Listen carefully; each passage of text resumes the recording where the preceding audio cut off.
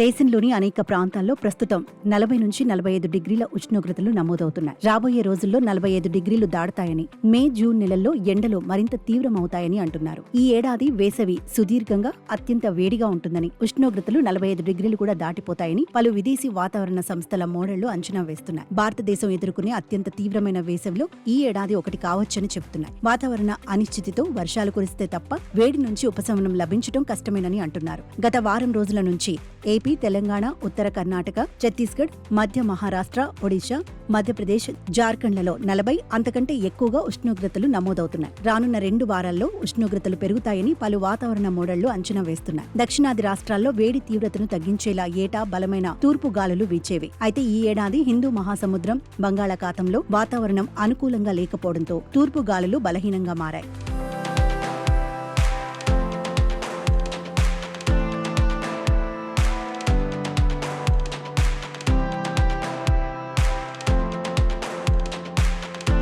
El Niño ముందస్తు వాతావరణం ఇప్పుడు కనిపిస్తోందని వాతావరణ అధికారులు చెబుతున్నారు. కాగా ఆంధ్రప్రదేశ్లో కొన్ని దశాబ్దాలుగా ఉష్ణోగ్రతలు క్రమేపీ పెరుగుతున్నాయని national institute of disaster management పేర్కొంది. ఈ నెలలో గురువారం వరకు అనేక ప్రాంతాల్లో 40 డిగ్రీలు అంతకంటే ఎక్కువ నమోదు కావడం ఇందుకు నిదర్శనంగా పేర్కొంది. దీనివల్ల వడగాల్పుల తీవ్రత పెరుగుతుందని, ప్రధానంగా నగరాలు, పట్టణ ప్రాంతాల్లో అర్బన్ హీట్ ఐలాండ్స్ పెరుగుతున్నాయని అధికారులు చెబుతున్నారు. ప్రజల ఆరోగ్యం, వ్యవసాయ పంటలు, దిగుబడిపై వడగాడ్పుల ప్రభావం ఎక్కువగా కనిపిస్తుందని తెలిపారు.